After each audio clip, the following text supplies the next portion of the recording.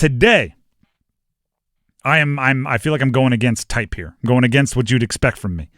Most offseason news, I downplay. Most, you see a clip of somebody running a route against no defense at mini camp and everybody gets excited and I go, chill. You hear an anecdote about a player who, started eating vegan and is in the best shape of their life. I go, chill.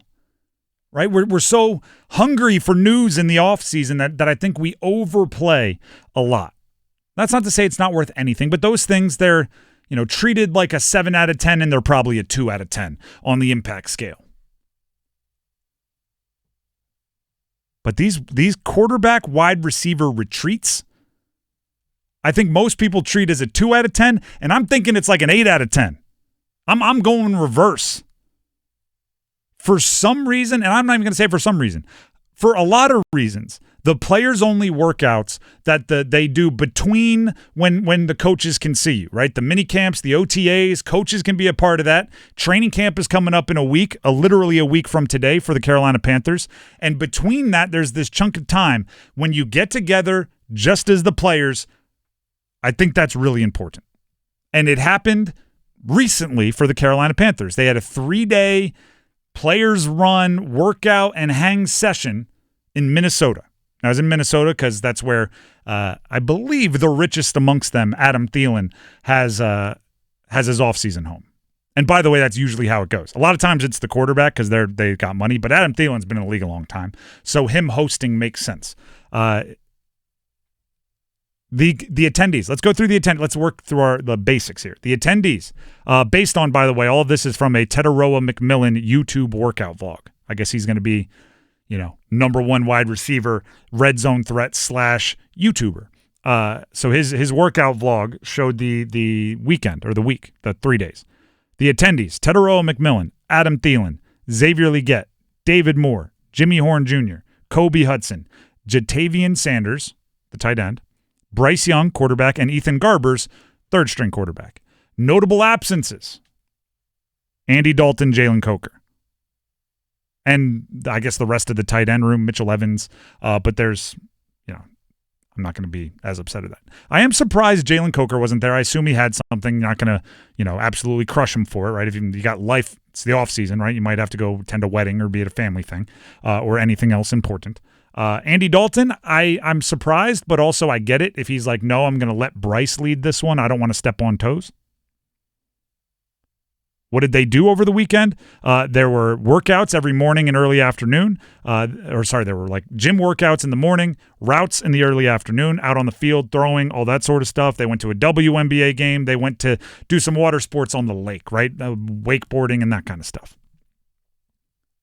Now, this is where I think it's important. I don't think there's a huge advantage to working out in the same gym together, right? I don't think there's a huge advantage to I squatted in the squat rack 2 feet away from where you squatted in the squat rack. I don't think there's a mass Bryce Young throwing more slants to them. I don't think that matters. I think it's the social element. A season is a long time.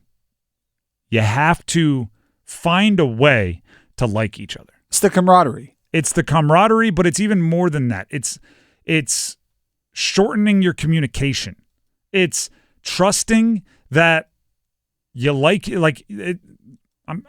each other. Might even be putting it too simple, but it's trusting that somebody doesn't have it out for you, right? It's trusting because there are moments in a game where emotions are going to get high, and it's much, much easier to deal with if you know the other person better.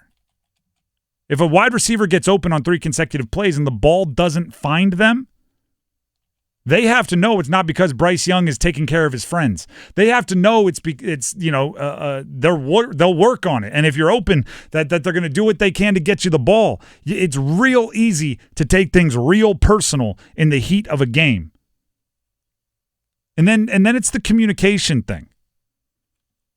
One-word communication only works with friends. Right? If somebody is complaining to you and you give them an I got it. If you don't know that person, they don't know what that means. Right? I got it. If you know the person, the way they say it, the intonation, the inflection, you can end the conversation there. It's like, okay, he heard me. He knows what's going on. He will do what he thinks is best for the team based on the information I just gave him. Also, you have to know the personality. How, for lack of a better term, arrogant is a player. Because I'll tell a story. And actually, I'll tell a couple stories here from my playing career. One is I had a wide receiver who was, I don't want to say arrogant's the wrong word, but this dude thought he was pretty darn good. Okay, I'll put it that way. He's one of my better friends, so I'm not knocking him for it. But I had to learn that when he says, this guy can't guard me, he's terrible, the guy that he's playing against might be going to the NFL. The guy that he's playing against might be like a third-round draft pick playing FCS ball. He just says that about everybody, right? And you got to learn which ones are trash talkers in that way and which ones aren't. Because then there's other wide receivers that would come up to me and go, hey, listen, this guy can't guard me. He's terrible. And I would go, oh, we got to get him the ball. Because the guy, he's telling me and it's true. There are others where I look at it and I go, all right, yeah, okay, gotcha. Means nothing, right? He thinks he could be lining up against Sauce Gardner, the highest paid defensive back in the history of the NFL, and he would come back to me going, he stinks, he's awful.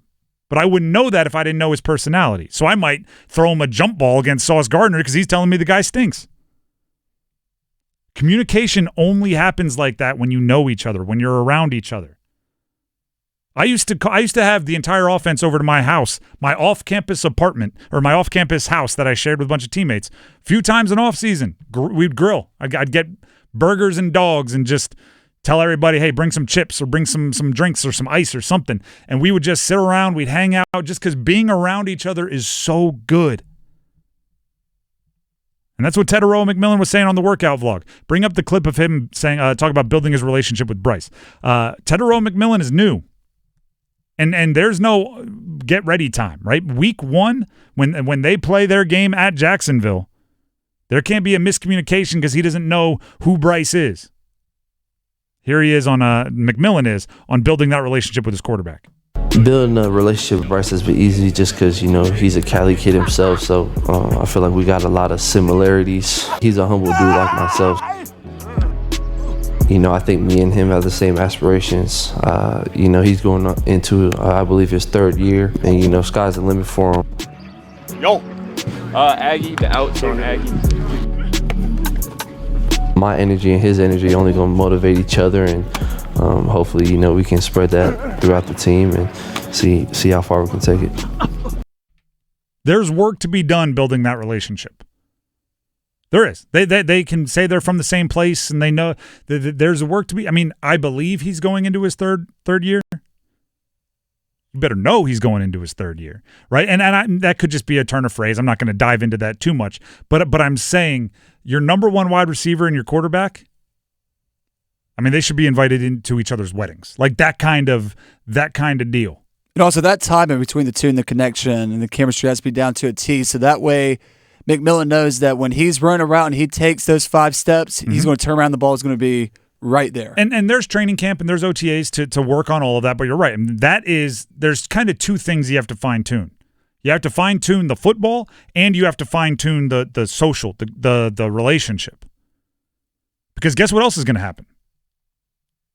Like Bryce Young's going to throw an interception that loses a game. I don't know if it's this year. I don't know if it's multiple times. I don't know if it's week 1. I don't know if it's week 7. But Tom Brady did it. Peyton Manning did it. All the greats at some point make a mistake. If you play the game long enough and if you play against good teams enough, you're going to make a mistake that loses you a game. How does your teammate react? It's think of it like this, because this is how it feels. It is this important. If you get in a fender bender, okay? You're driving somewhere. It's important. It's a meeting, right? It's something that matters. Person rear ends you. If it's a stranger, you get out furious. What are you doing? Were you texting? Blah, blah, blah. Right? You're happy you're safe, but you're mad at them. You get out and it's your best friend behind you. Oh, man, you're more forgiving. I don't know. Some of my best friends, I might still would get out and have that same. Or even better, you could get mad at them. You can yell and scream, But because they're your best friend, you know you're still going to be able to make your way through it, right? That sometimes you need to be honest, right? You're being like my point is the relationship is important for those two guys and for the others, right? And for all the wide receivers in the room. When you walk off the sideline and you go like, hey, what were the safeties doing? I didn't see. Whoever the backup is better be watching and better give you good information, and you better trust them. Those get-togethers matter more than you think.